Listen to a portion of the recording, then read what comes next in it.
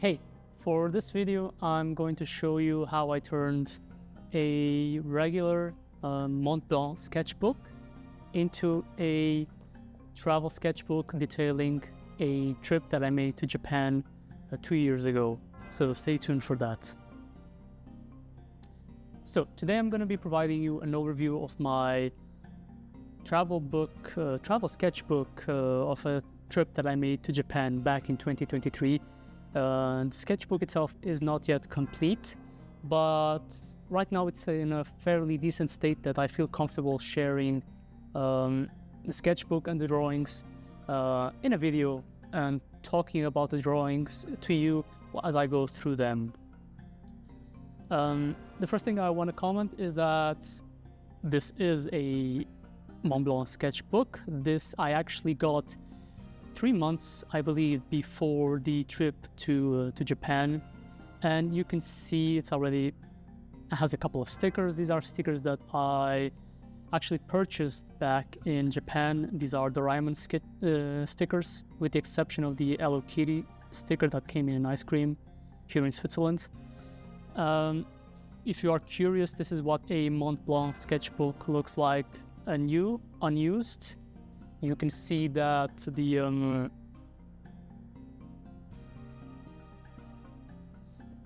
this one is pretty beat up, the one that I used, while a new one was, of course, new. The leather cover is it's not beat up. It's fairly well resisted the just being thrown around in my bag, while a new one, it's fairly new. So yeah, I just want also to have this for comparison's sake as well. Why a Mont Blanc sketchbook? Again, it's because I had bought it a couple of months before the trip to try it out. I bought it at a Mont Blanc store in, actually it was in Porto, if I'm not mistaken. This one I bought in Porto, and I bought it because I liked the way that it was just bendable. There was some flexibility to it. You can see that it's very bendable, if that's a characteristic of a sketchbook. A moleskin sketchbook, for example, while the paper, I believe, is a bit more sturdy, the sketchbook is a bit more less bendable. Plus the leather has a nice feel to it, and the leather edges, they protect the book as it's being thrown around in your bag as it is. Let's start. So let's start with actually the first page.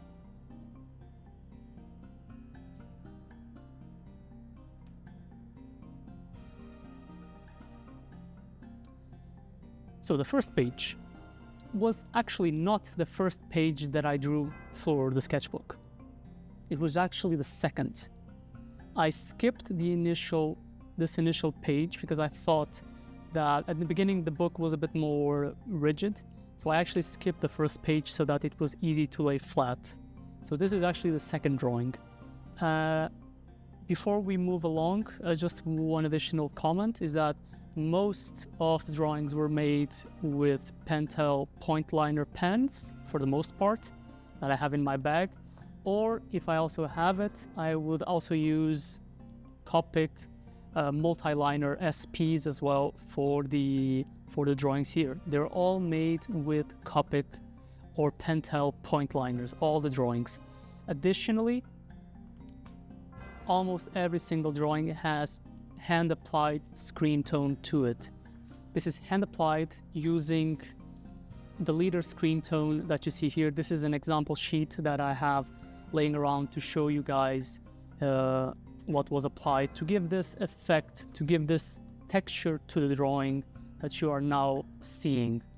Getting back to this drawing itself, this was made based on a sketch that I had made at the time in Tokyo of the Omoide no Yarakucho, the memory hallway, as they call it in Tokyo, which is this very narrow street that's very popular with both Japanese and tourists alike. It's very crowded, and there's a lot of restaurants there. And the whole idea for this drawing in specific was to convey a feeling of crowdedness, being crowded in a place, restaurant. There's, a bit of smoke here coming, there's cooking happening, and people are all together just enjoying a nice meal. Yeah. I also want to comment that this drawing in particular, and a lot of the drawings here, they were without screen tone for a very long time. It was only after a few months after the fact when I returned from Japan, because I bought all my supply of screen tone actually there in a store called Sekaido. It was only when I came back from Japan and a couple of months had passed and I started doing this sketchbook that I remembered, oh right, I have screen tone that I just bought from Japan. I never tried it. Let me try. And I started applying it on a lot of the drawings that you will see here in this sketchbook. Fun fact, this entire book was made as well as my wife was pregnant, starting the pregnancy. So it was also, I have recollections of when I was drawing these drawings, the places. Many of the drawings were done while waiting for something to happen. Some were going off to an appointment or at home after a long day at work. So I do have recollection, and many of these drawings as well, especially as we get into the mid part of the sketchbook, were actually made already with my daughter in my in my lap while she's sleeping. So yeah, there's a lot of stories in these drawings. Now, for the actual first drawing that I made. This drawing in particular was something very simple. I just wanted to test the sketchbook itself, see what I was playing with in regards to paper quality. And so I just kept it in a mixture of a character front and center, right? Simple, nothing too fancy ongoing, because I wanted to test as well the capability of the paper to accept a bit of a jagged cross-hatching technique, not very precise, just very jagged, very unprecise, scribbly as well. The background, nothing special. I had a photo of what's it called, the famous crossway in Shibuya. I don't remember the name, now I'm having a blank. This is what I get for coming here without a script. Just one of the buildings there, so I took as a reference a photo of the building, but again, it's nothing too special on the building itself. I really wanted to test the characters, drawing some characters and applying some very scribbly, scratchy drawing feel to see what could be done with the paper. You will notice that the sketchbook has the Mont Blanc watermark throughout. It's a feature of the book. I would prefer not to have it, so that it's a fully drawing sketchbook. So sometimes when I do remember when I scan these drawings into my computer, I do remove the Mont Blanc note there. But yeah, this is also forces you to play with borders. I think you need to play around with maybe applying some borders. You see here on this first drawing, the border here was made with washi tape just to have the edges of the paper delimited so that I wouldn't cross over and give this nice effect. Yeah, so the first and the second drawing covered. The third drawing is actually inside one of the restaurants in a very popular hallway, in a very popular street as well in Tokyo, where me and my wife, we had dinner. I remember for this particular restaurant, the food was very good. It was very crowded, very chaotic.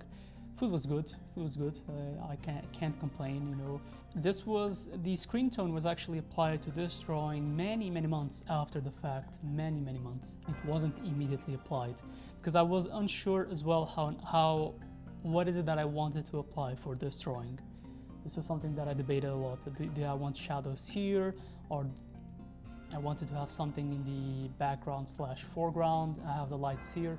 I'm not sure if I arrived at the perfect decision for this one, but it is what I arrived. And for me, this drawing just brings me back some recollections of that place, eating there, The chaos of it, everyone was just enjoying themselves. So it was great, it was great. Just for the server, I did have a photo of one of the servers as well, so that I could have as a reference for the drawing on the wardrobe, but I kept it. It's not the main focus of the drawing, it's just drawing on the atmosphere.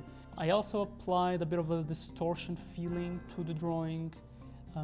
That wasn't entirely successful, because I do recall that when I made the adjustments to the proportion, the entry should be a bit smaller-ish, but it is what it is. I still like it. I still like this drawing. People also really seem to enjoy it, despite not being, there isn't like a character first and foremost, you know, in the forefront of the drawing, but people really enjoy this one as well. For drawing, again, I'm keeping everything on the same street.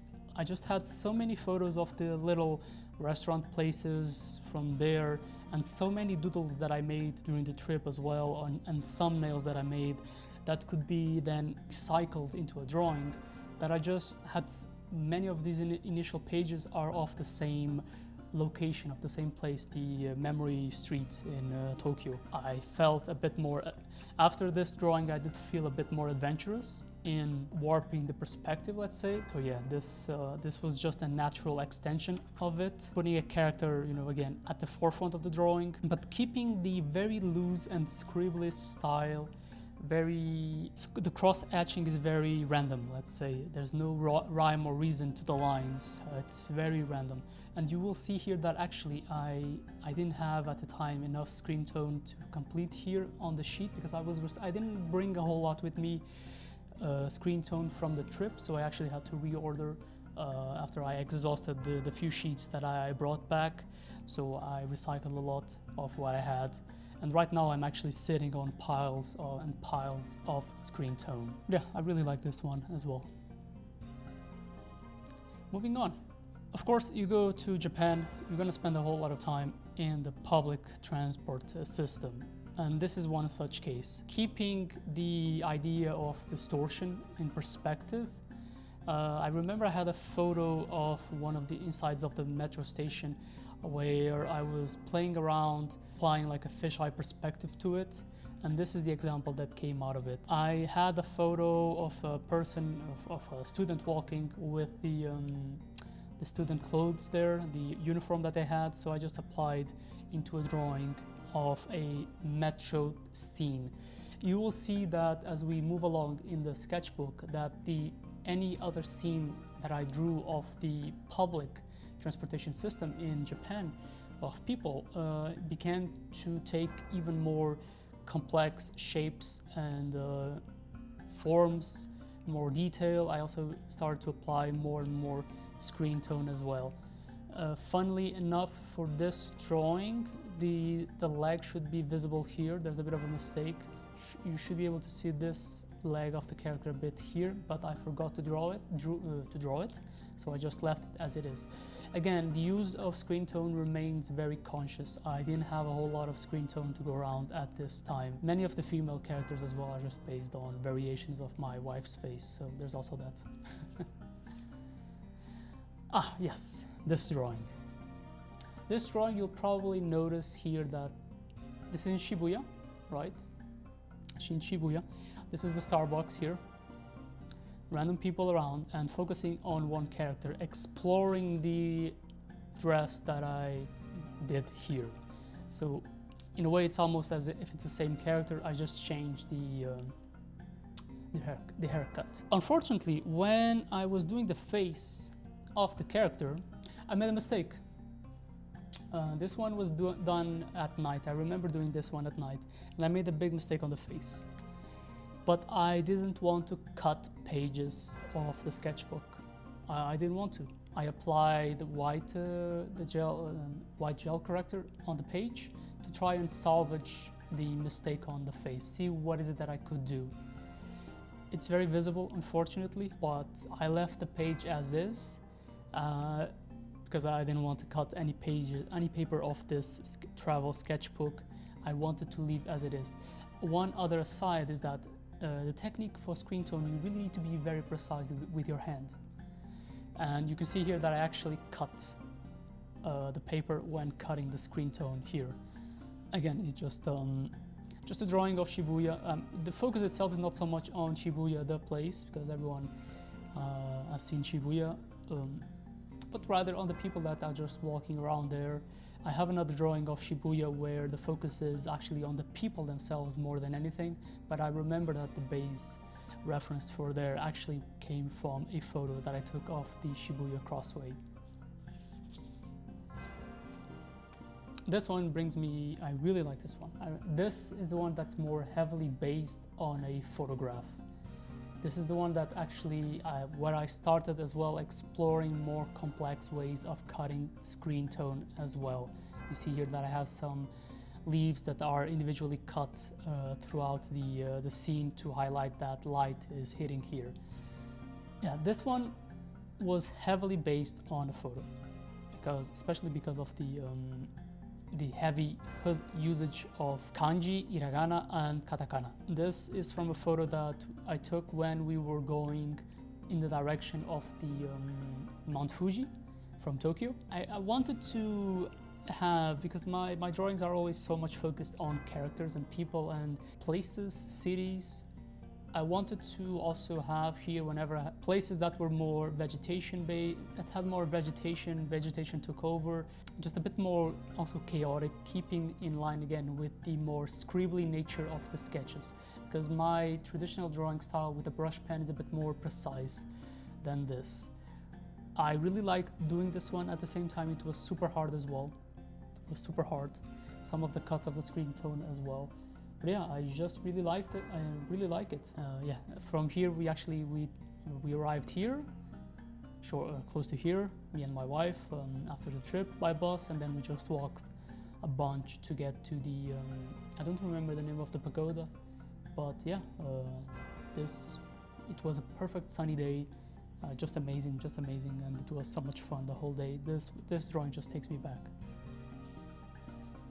And continuing on from the motif of the previous drawing, this one is us still continuing after visiting the pagoda, us going down to towards the direction of Mount Fuji. We never actually went to Mount Fuji, but we were in the vicinity, and there were these lovely stalls.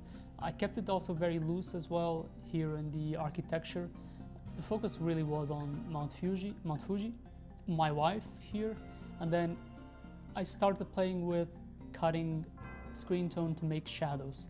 At this time, I wasn't still aware that you could actually do scratching of the screen tone paper. I didn't know that, so I actually cut. In upcoming drawings, far ahead, around drawing 30 or 40, I noticed, oh, actually you can scratch the screen tone to give you a different gradation to the shadows. So that was interesting as well to discover.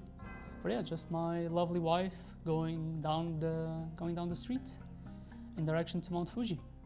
I don't remember if we had already had lunch at this time. Maybe yes, maybe not, I don't remember. Next drawing. Ah yes, this drawing, just probably the simplest one, even though I'm doing some warping here, but I'm not the biggest fan of the background. I didn't know what to do here, to be perfectly honest. This one was based on a doodle that I made to warm up before visiting the Pentel Japan offices, right? So the brand that makes these lovely pens. So this drawing was made before visiting. We ate at a restaurant. There were a lot of office employees. It wasn't in the tourist area of Tokyo. So Pentel is in the office area of Tokyo, the headquarters, the global headquarters. So we had lunch close to it, and it was a restaurant for office workers. Yeah. I remember just people being tired, and as you can imagine, when I was having lunch at this place, I was very nervous. I was nervous as bricks because I was going to visit one of the companies that I use so much to draw with. But yeah, I do have a drawing in the sketchbook of this trip to the Pentel offices in Japan, but this is the prelude. We had lunch before visiting the headquarters.